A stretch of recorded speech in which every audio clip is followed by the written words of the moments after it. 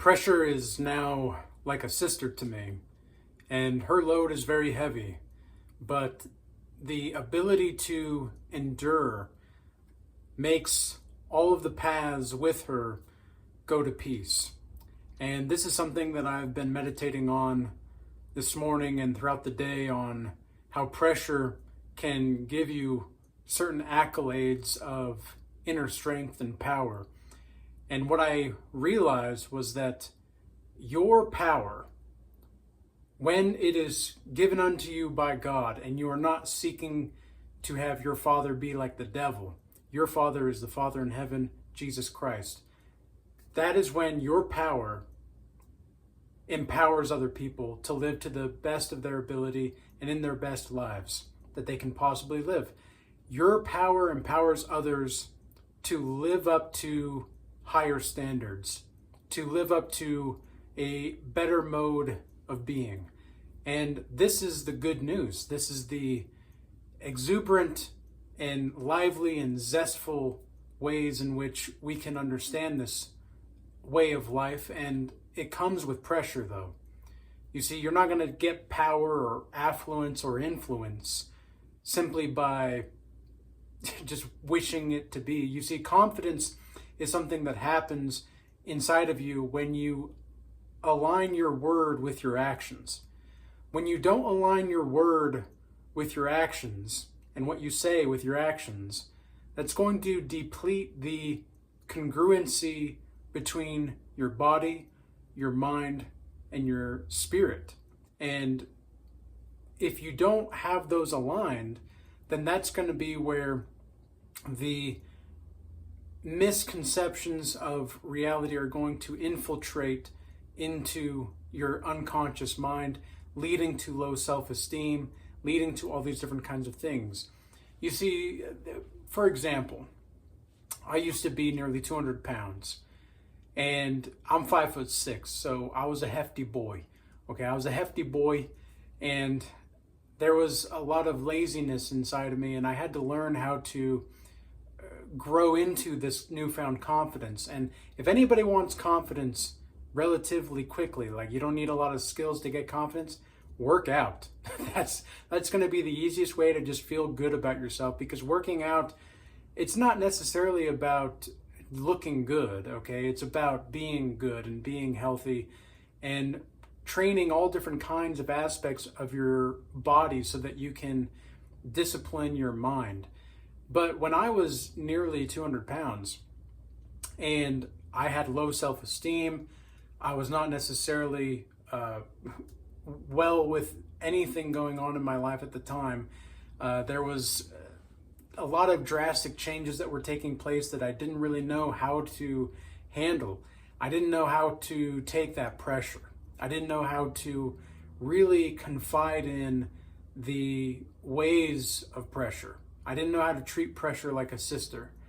And I didn't know how to justify my lack of ambition, my lack of drive unto myself, because I didn't really see any positive aspect about my body. I knew there was a lot in my spirit that I had to yet to be revealed, and I knew that there was much in my spirit that I had yet to really see the true potential in. In fact, to this day, I don't even think I'm scratching the surface, and I'm just getting started on where I'm actually going to be able to go in this life.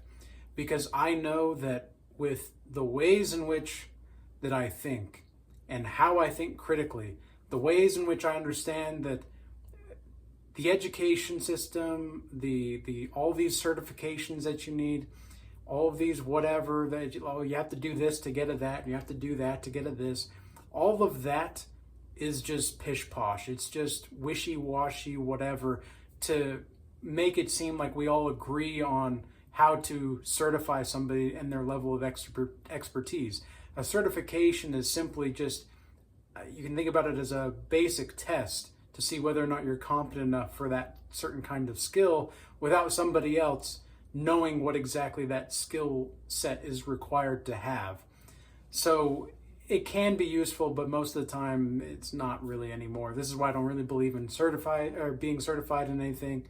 I've had people ask me about whether or not I do fitness consultations and such.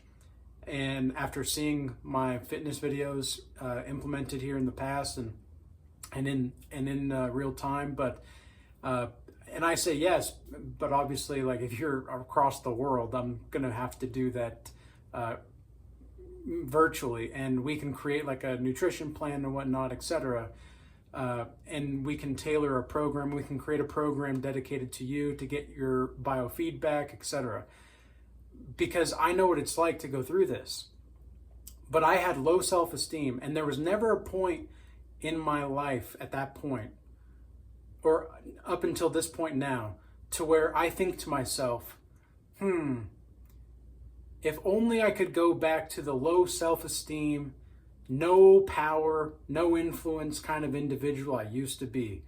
If only I could go back to being that lazy mofo that was a loser playing video games and eating pizza and ice cream 4 or 5 times a week, not having any kind of ambition, having all of this potential but doing nothing with it, and knowing that I have talent and doing nothing with it. You see, this is something else I've realized, it's if you have talent and you don't give back to the people with that talent, that is a waste.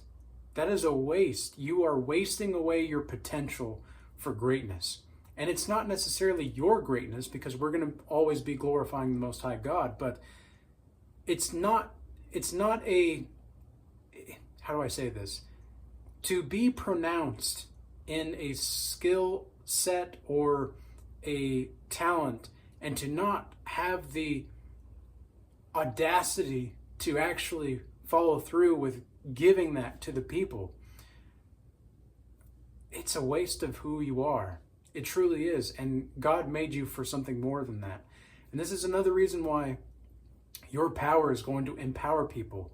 When you know that you yourself are the asset and can be the asset, if you're not quite there yet, if you know that you yourself are the asset, then anything and everything that you do, by definition, is going to be for the betterment of mankind. And you do that by allowing yourself to be a vessel of the Most High God. You do that by allowing yourself to fully commit to devoting your life to following Jesus. And there's no other way that I could possibly think that's going to be more predicated on the mysterious quality of meaning than to follow Jesus Christ himself. There is almost by definition no other way to live a life that is fully committed to something good than to follow Christ. And there's almost nothing by definition more difficult than that. And the reason for that is because of the kinds of sacrifices you have to make. You have to realize what kind of mentality you're in this mode of being that you're operating in. And you have to see yourself for who you really are in the moment, accept yourself, but not necessarily be trying to degrade yourself in that way. I do a lot of spiritual consultations, like spiritual mentorship with people all around the world. And something that I see fairly frequently is that people are always, every single time, whether they want to admit it to themselves or not, themselves are their biggest critic. We ourselves are our biggest critics if we do not necessarily have the proclivity to see the goodness in ourselves. We will hear the thoughts of other people or the perceptions of other people and go against our own convictions because we want to make sure that we're following the right thing. We're doing the right thing. We're on the right path. But here's the thing. If you go against your convictions, and even though you know that this is the way, the truth, and the life, you know that what you're doing is for the betterment of mankind. You know that you're becoming that asset. You know that you're powerful. Because you've seen these animals in the wild, man. Like you see these animals that are just fully themselves. Man, even the otter. Like man, even the otter or like the seal or something, like some weird animal just is fully itself and is fully confident in itself. Even though yeah, like they're not the most they're not the most majestic beings in the world, but they're just fully themselves and they're just who they are. That's what I love about dogs too. Like dogs, man, they don't give a crap. They're just who they are. Socrates and Plato once said that to have a soul of a philosopher is to have a soul like a dog. And this is something that I think every person that is interested in philosophy or deep-rooted thinking or high-altitude thoughts, this is something that you ought to meditate on and think about, because this is where the rubber meets the road. This is where you start to fully understand that you can be who you are. Like, you are a human being. Okay, do you understand what that means? It means that you are also, you're not just a person necessarily. Like, yes, you are a person, but you are not just that. Like, it seems to me like human beings that are still asleep and in the matrix, they see humanity on this strange level where they don't even see themselves as a species anymore. They might acknowledge it on a scientific level, but on a spiritual level, they don't see how they themselves are a species, are a animal of some kind. And if you don't have the mindset of, well, it's not necessarily a mindset, it's more of a domain of perception to see human beings as a species, as a animal, then it's going to be a very difficult life for you. But if you start to see yourself even as the potential animal, like you have that lion type quality within you. This is why I say all of the men, we need to have godlike savages. We need men that are godlike savages, and we need women that are warm, inviting, feminine, empathetic. The wives and the godlike savages. That's what I have as my acronym for women that are to be wives. Warm, inviting, feminine, empathetic. Women's power is in those qualities. A man's power is in his ability to provide resources or to know how to get resources.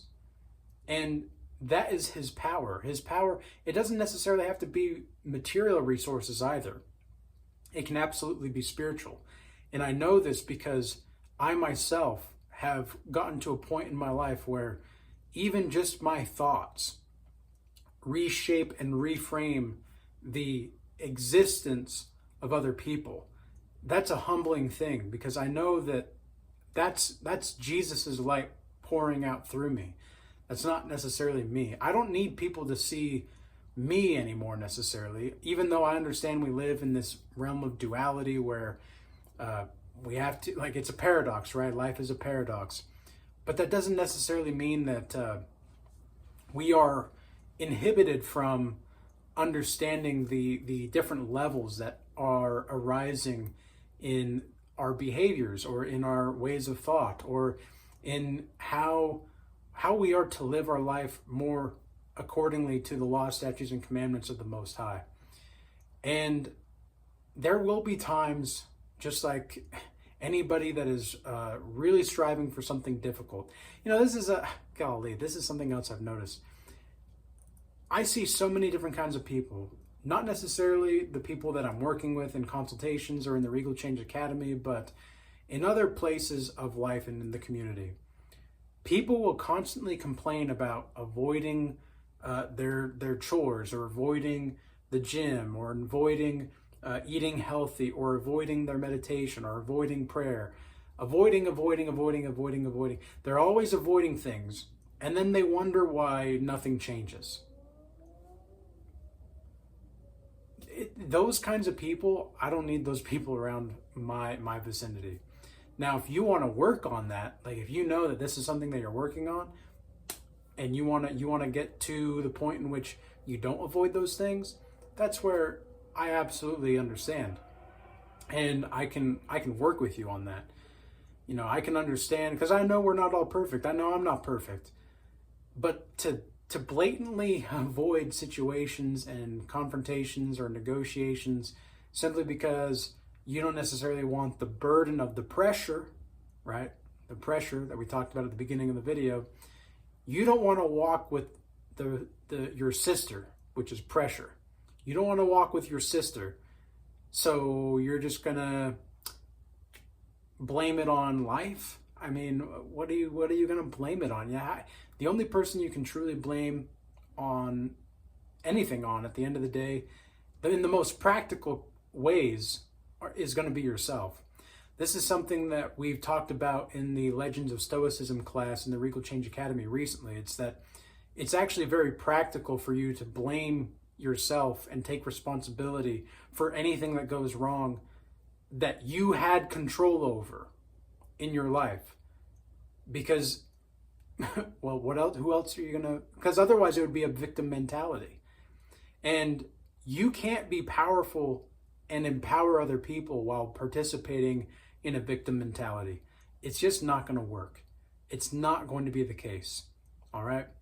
So dissolve that victim mentality, accept the sorrows of life, accept the pain of life, and on the other side, you'll see heights of heavenliness that are hitherto undreamt of for you. And I know that because I've even experienced that myself. Heaven and hell are not just places for me. They're actually states of mind. They're ways of perceiving the world. Joy is a perception. Okay, this is something else I've learned recently. Joy is a perception, and joy is a way of viewing the world.